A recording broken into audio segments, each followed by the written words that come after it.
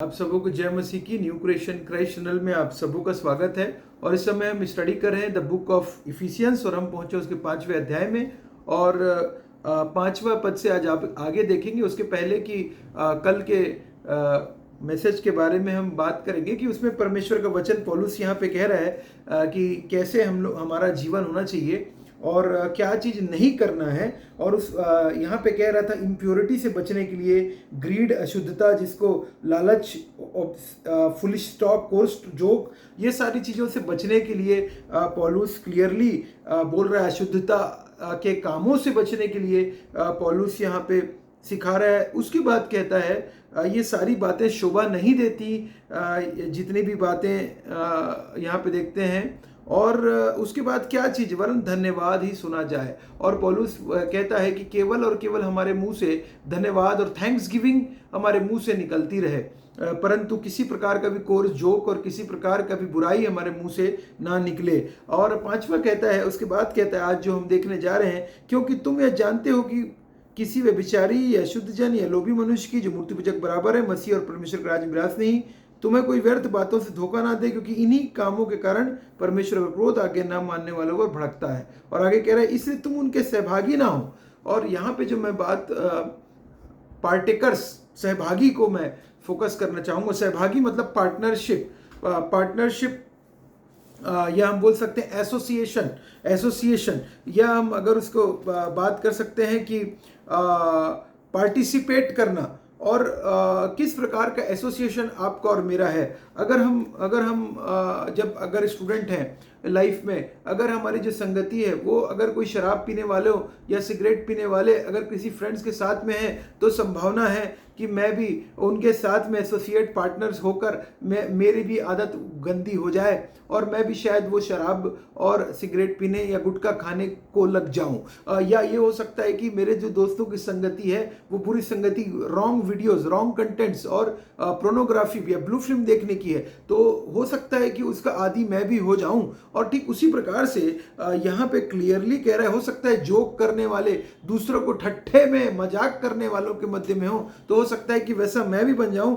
इसीलिए यहाँ पे पौलुस कह रहा है, क्लियरली कह रहा है कि हम लोगों को यहाँ पे परमेश्वर का वचन कह रहा है कि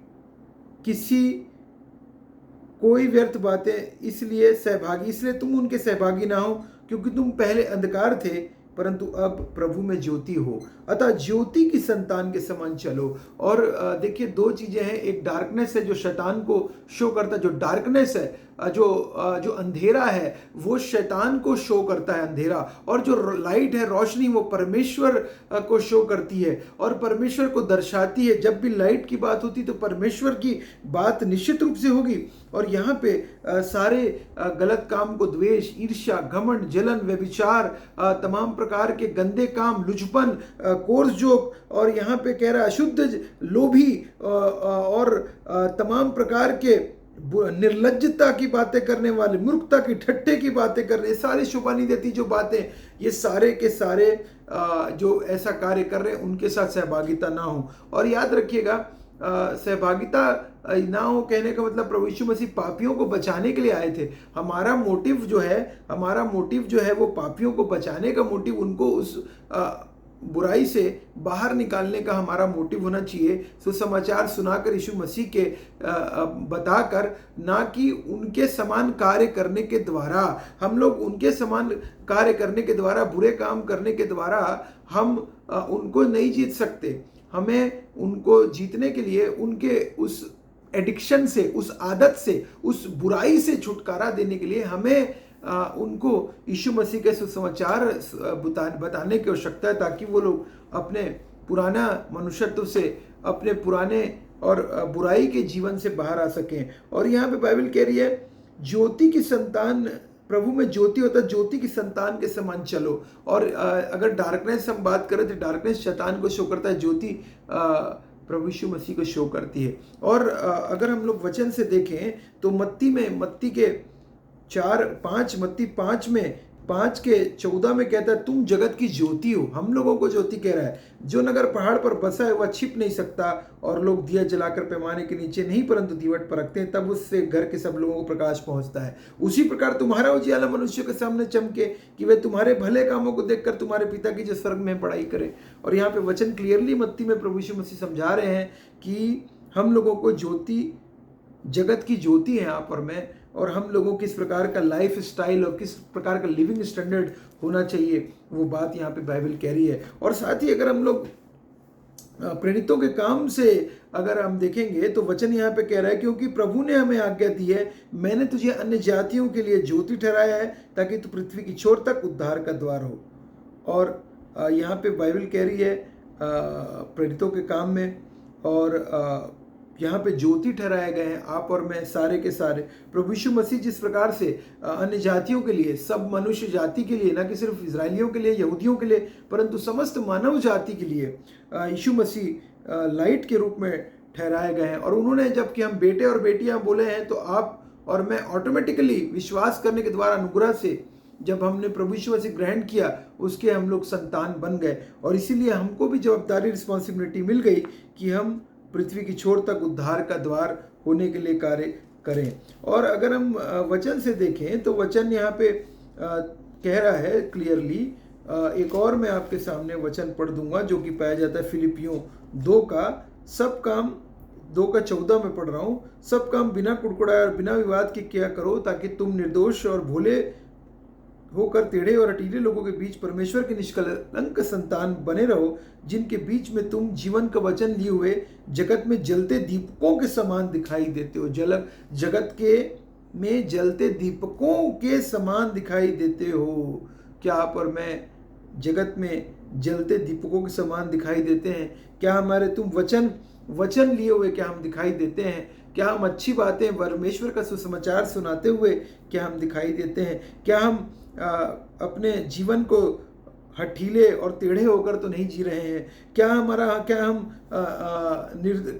हम अपना जीवन जो है वो पूरी ईमानदारी के साथ, निष्ठा, परमेश्वर के डर से और भय के साथ और बिना कुड़कुड़ाए, बिना विवाद किए, यहाँ बाइबल कह रही है क्लियरली, क्या हम कर रहे हैं? ये क्वेश्चन है। और अगर आज हम ज्योति की संतान अगर अपने आप को मानते हैं, अगर हम मानते हैं कि प्रभु यीशु मसीह आपके और मेरे लिए मारे गए, हमारे लिए जी उठे, फिर से आने वाले, हम लोग ज्योति के समान चलें। और कह रहा है क्योंकि ज्योति का फल सब प्रकार की भलाई और धार्मिकता और सत्य है। और इसका जो फ्रूट है, जो एंड क्या है, ज्योति का एंड जो है वो है भलाई है, धार्मिकता, सत्य है। और ये और आगे कह रहा है 10वें पद में कहता है इफिसियों 5:10 में, और यह परखो कि प्रभु को क्या भाता है। और हम लोगों को ये परखने के लिए कह रहा है, क्या भाता है परमेश्वर को? ये भाता है कि उसके बेटे और बेटियां उसको धन्यवाद देते रहें, उसको रिकॉग्नाइज करें, उससे बातचीत करें, प्रेयर करें। ये भाता है परमेश्वर को। स्तुति के गीत गाएं, आराधना के गीत गाएं, फेलोशिप रखें, ये भाता है परमेश्वर को। फेलोशिप, एक दूसरे के साथ सहभागिता रखें, ये भाता है परमेश्वर को। और क्या भाता है परमेश्वर को? और भाता है परमेश्वर को जब हम अपने पड़ोसी से अपने समान प्रेम रखते हैं, परमेश्वर को भाता है। परमेश्वर के साथ प्रेम रखते हैं संपूर्ण मन से, हृदय से, परमेश्वर को ये भाता है। ये भाता है परमेश्वर को। बाइबल क्लियरली कह रही है ये भाता है परमेश्वर को। स्तुति के गीत, आराधना, प्रशंसा, और जब हम अपने आप को नम्र और दीन करते हैं, ये भाता है परमेश्वर को। जब हम मदद करते हैं, गरीबों की, दुखियारों की मदद करते हैं, परमेश्वर को भाता है। याद रखिएगा, परमेश्वर को भाता है। तरस, आपके अंदर का तरस जब निकलता है, वो भाता है परमेश्वर को। क्या हम भी आज इन बातों की ओर ध्यान लगाएं कि जो क्या चीजें हैं जो परमेश्वर जिससे प्रसन्न रहते हैं, क्या चीजें हमारे जीवन में जिससे परमेश्वर दुखित हो जाते हैं। अंधकार के निष्कल कामों में सहभागी ना हो, वरन उन पर लाना दो। हमको बाइबल क्या क्या काम है जिससे परमेश्वर दुखित हो जाते हैं, तो हम जानते हैं कितने सारे कार्य हमने अभी देखा भी है। और आगे कह रहा है, और बाइबल क्लियरली कह रही है, पर जितने कामों पर रुलाना दिया जाता है वे सब ज्योति से प्रकट होते हैं, क्योंकि जो सब कुछ प्रकट करता है वह ज्योति है, रिवील कर, रेवलेशन है, रिवील करता है। जब लाइट आती है तो सारे अंधकार की शक्तियां मिट जाती, क्लैरिटी आती है, ट्रांसपेरेंसी रहती है, लाइट दिखती है लोगों को आंखों में, सारी चीजें लाइट के द्वारा फोकस हो जाता है। तो आगे कह रहा है, इस कारण वह कहता है, हे सोने वाले जागर, मुर्दों में से जी उठ, तो मसीह की ज्योति तुझ पर चमकेगी। इसलिए ध्यान से देखो कैसी चाल चलते हो, और इसीलिए कह रहा है मसीह की ज्योति तुझ पर चमकेगी। क्या हमारे ऊपर चमकी है?